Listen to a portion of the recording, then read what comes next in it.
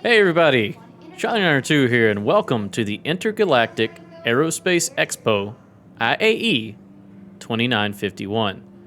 We're going to take a look around. Today is Anvil Day, the first day, and we're going to just browse around and kind of take a look at everything, so stay tuned, and let's get started.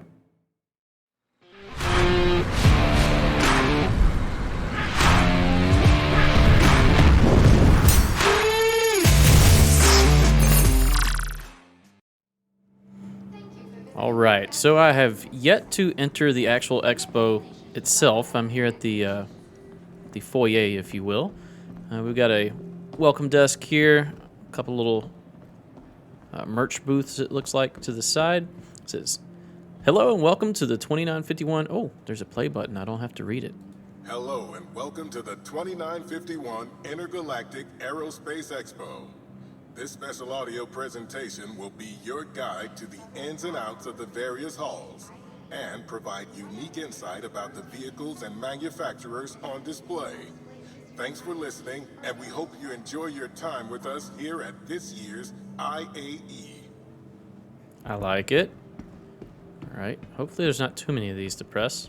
Let's play this one. The theme of this year's expo is Dare to Fly, which celebrates the courage of pilots everywhere who boldly take flight to discover new thrills, to seek adventure, and to push boundaries farther than ever imagined. With the right ship and the right frame of mind, anything is possible. All right, let's hit the merch booths up first. We got Drake over here. Drake Interplanetary. I like the theme here, the black and yellow. Very fitting of my org. Test. Represent Test Squadron. Can we buy one? Yeah, let's buy that. Yeah, confirm. And we're going to get a hat, too. Let's grab the hat. Buy. Confirm purchase. And that's more shirts. No. Don't want any more shirts. Just want my pants. What do we got here? Misk. Really excited. Misk seems to have a big surprise for us this year, but we won't find out till Misk Day, which is going to be the 9th day.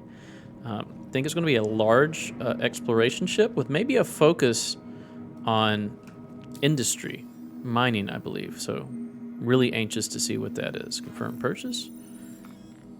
Those of you that know me, exploration is my main career path that I want to focus on. So definitely am interested in a mining exploration ship. We'll have to see what that's all about once Mist comes out. We're going to just go quickly and buy these shirts here. I love the Crusader blue. Crusader has great aesthetics for their ships. Definitely love those. Today's all about Anvil, though, so I'm just going to buy these real quick.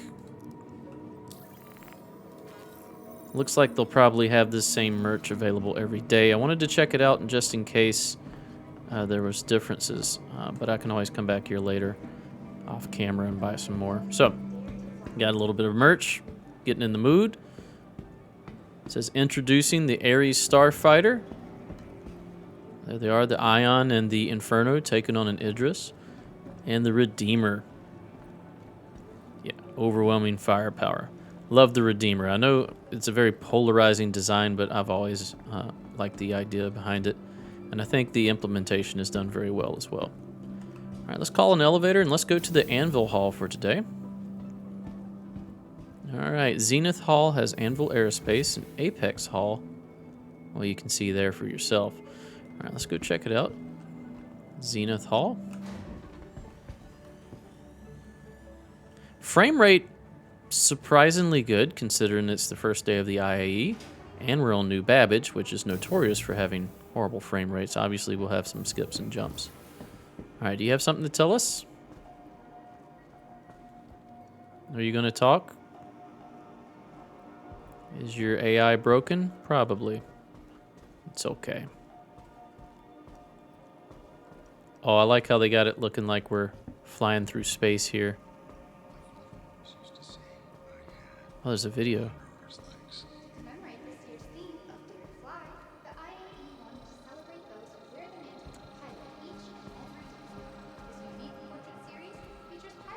This is one of the commercials for, I forget which ship it was. This was a commercial for.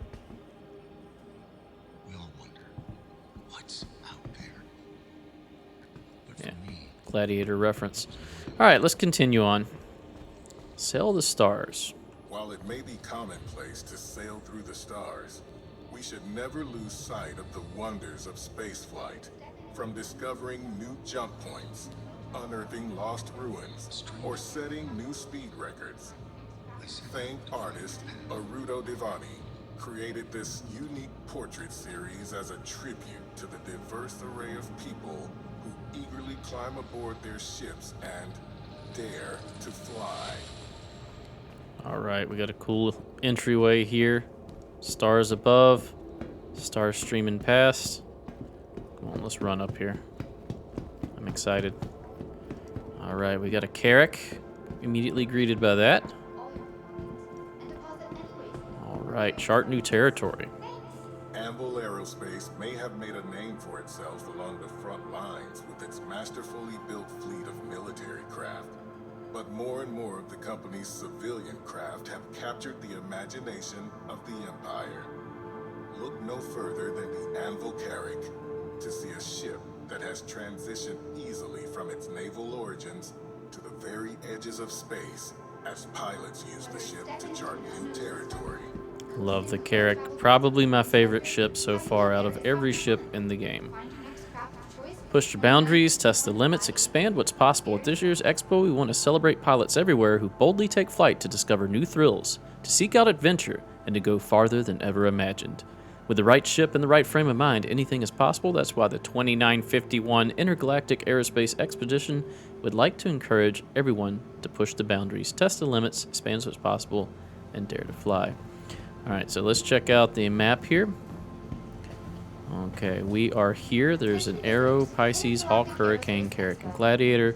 And it looks like there's a wing, 2 wings going off to the right here. We'll go check that out as well. Okay, so we'll go check the ships, then we'll go look at the guns over there. So it looks like we have an Aero here. Let's play it. As the war against the Vandal continues, many pilots find themselves seeking a way to protect their home and loved ones during these uncertain times. Anvil Aerospace has been a strong ally in this endeavor, creating civilian versions of their popular military craft, like the Hornet F7c, to protect you and the ones you care about. Okay, I love the Aero. I think, in my opinion, it is the most fully realized version of a light fighter in the game. I know the Gladius is a great ship. The Gladius to me almost feels like a medium fighter compared to the Aero though. Aero is tiny, light, agile, packs a punch. And once again, just the overall size. I mean, look, you can fold the wings up. It takes up a very small footprint. I love the idea of the Aero. I think it's a great fighter. Gladius is good too. I'm not trying to poop on the Gladius. I just think calling a light fighter, this is probably a better definition of a light fighter than the Gladius. The Gladius is like a light medium in my opinion. Not a bad ship. Gladius is great as well. But we're talking about Anvil today. All right, so it looks like we can go downstairs here. Let's go ahead and talk about the Carrack real quick while we're here.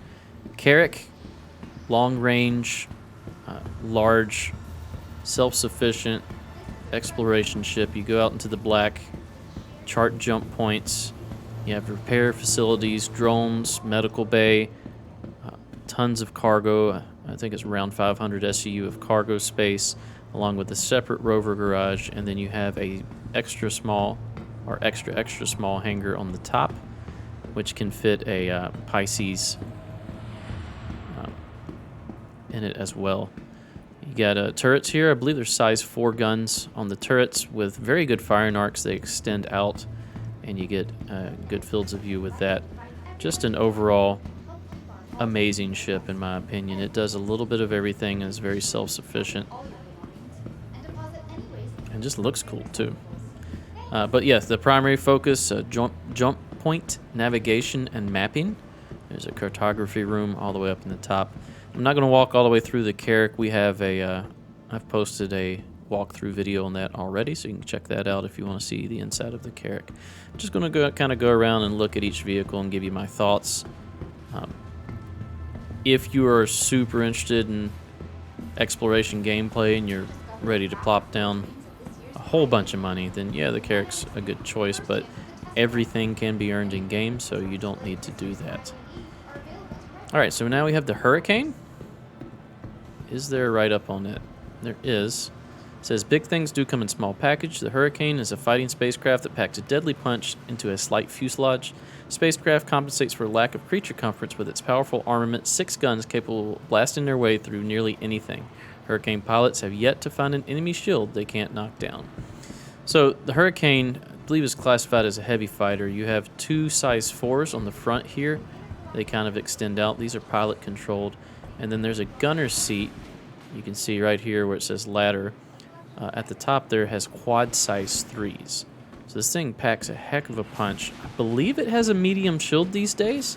So it's actually quite tanky considering, which belies its size. So overall a great ship. Let's continue on. So we looked at the Hurricane, we looked at the Carrack. Over here's the Hawk. Now the Hawk is a rather unique ship. You can see how it folds up quite small. Its wings actually swing outward towards me here to line up with the gap here and come out this direction. This is a single-seater bounty hunting ship is the main focus of this ship. And if my memory serves correctly, there's 6 weapon hardpoints on it. All size 1, I believe. But they're gimbaled, if I'm not mistaken. Now, I probably am mistaken. Yeah, these look bigger than 1, but that may not be the case. But the whole idea of this ship is single-seater bounty hunting.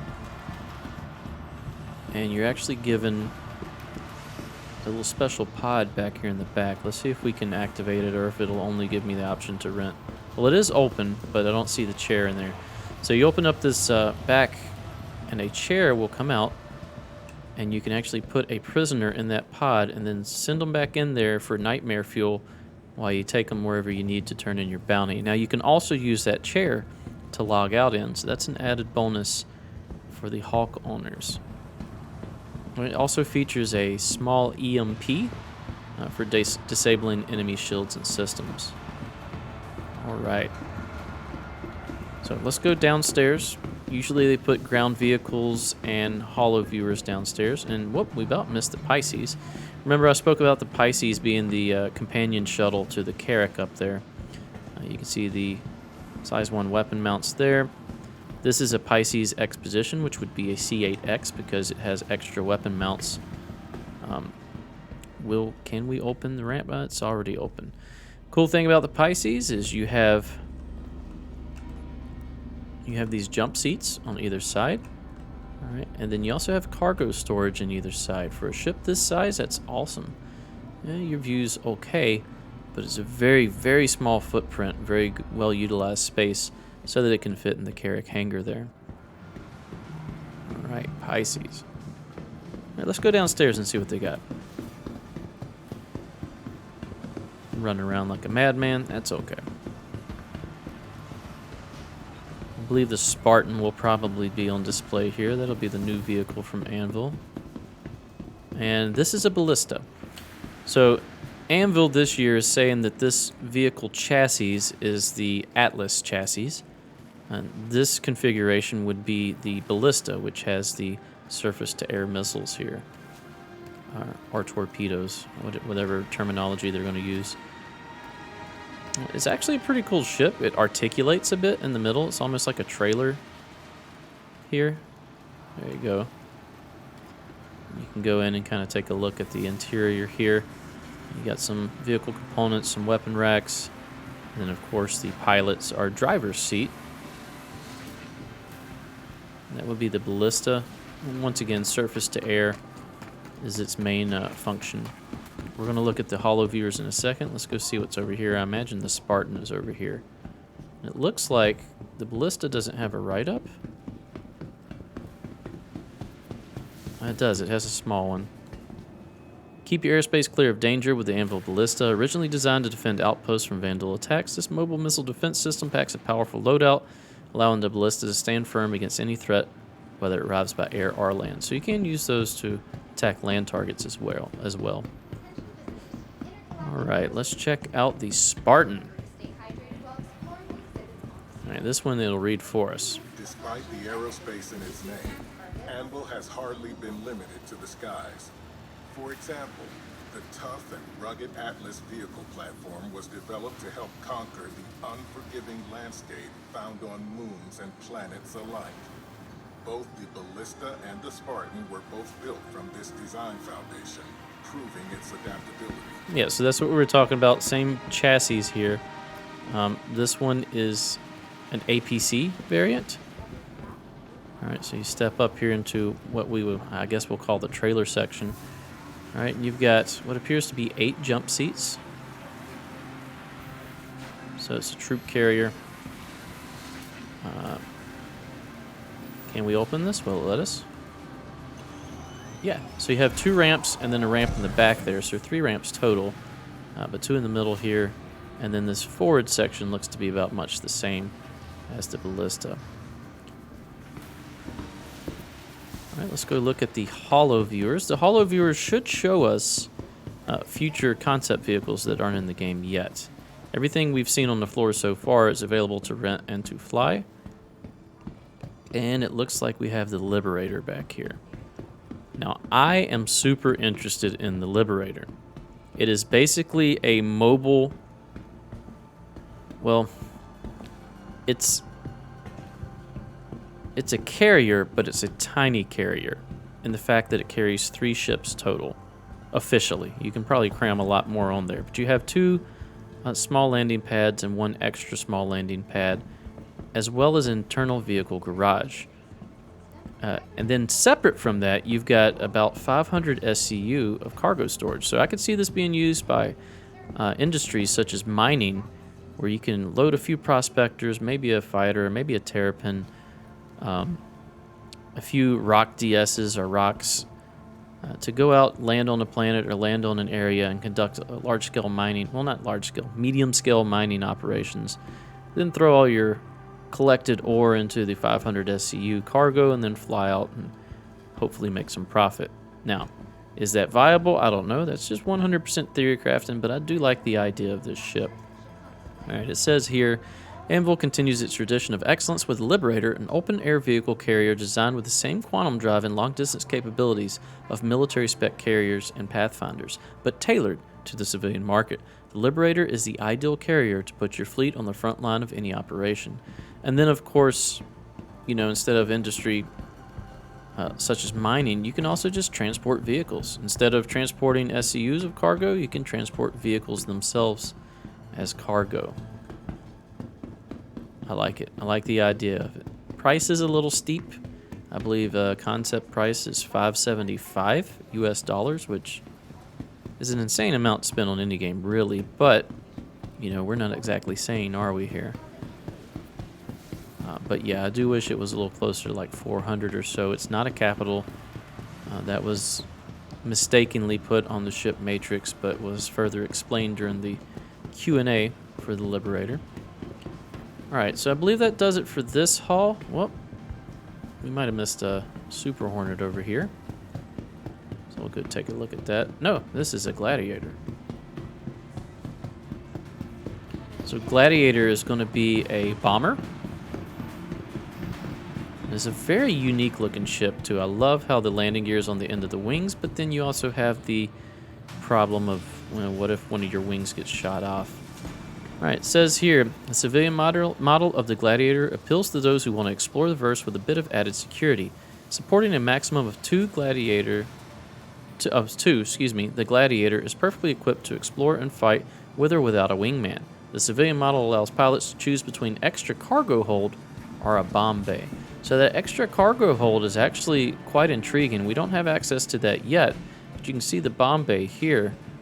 You could probably change that out for cargo and make this more of a well-rounded multifunction ship. Alright, so you can see up top you have a gunner's turret, and then you have the pilot here. Will it let us open? There we go. And I love the entry to this, if it'll show it. I don't think the seat's actually there. So it's a dual seat, and they set back to back. It lowers down, so the gunner would sit on the back portion and the pilot on the front portion. It's actually quite cool. Kind of sad that it doesn't actually have a seat here. I don't know if that's a glitch or if they took those out on purpose for the IAE. All right, let's go check out the other hull before we start looking at these weapons. So, Anvil, I really love their ship designs. They're very angular and stout looking. I believe their whole shtick is that they're heavily armored for the most part. And yeah, most of their ships to me look like the same aesthetic as you would have with the assault vehicle in the movie Aliens, the little lander vehicle that they had at the very beginning. All right, we got test the limits. That is really cool looking. Let's go test them. All right, so one of these hulls is probably going to be full of Hornets, and that is this hull here. Okay, so the Hornet is their medium fighter platform, and they're being Anvil.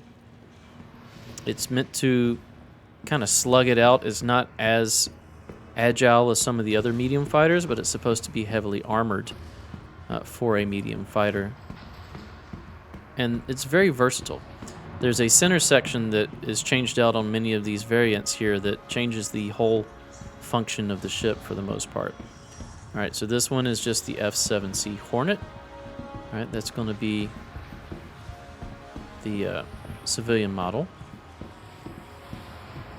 This particular version of the F7c is called the Wildfire and has its own livery and weapons loadout as well as component loadout that comes with it. But for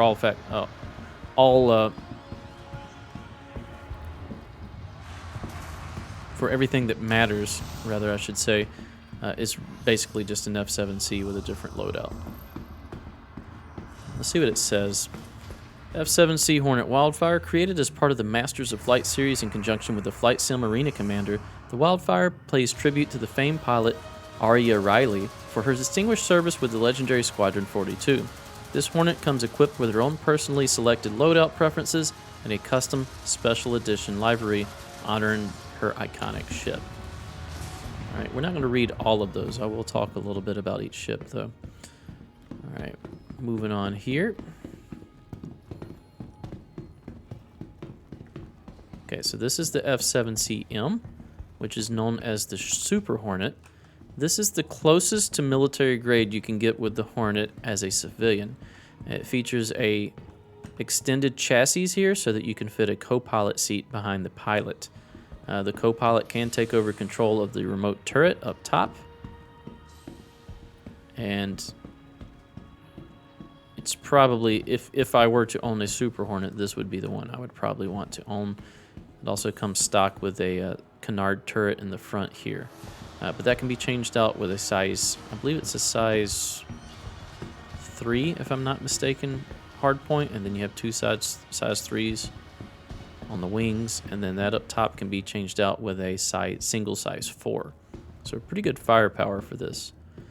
And then we look over here. This is the military version, the F7A. And you can notice quite a few differences. It's actually been quite upgraded from the F7cM. Even the body shape is a bit different. This is the one I'm sure we'll see in Squadron 42. Definitely has a much more aggressive and updated look to it, along with a better weapons loadout and better hard points. Probably has better armor as well and better stock components. Definitely pretty cool to look at. All right, so over here on this side, we have a couple more variants. This one looks like the, this is the tracker. You got a little antenna coming out the front, and there will be a central, is it installed? There'll be a central radar that gets installed where the turret is normally installed on the other Hornets. So this one is meant to be a scout. And then you have the Stealth Hornet here, the Hornet Ghost. You have a stealth paint job. The center portion right here reduces the signature of the ship. And this one is meant to be your sneaky, sneaky one. So there you go. There's all your Hornets. Quite a few different versions of them. Very cool ship. Not for me, though. Alright, so this should be another haul we can go look at. Like I said, military is not my focus. Exploration and industry is more what I'm interested in.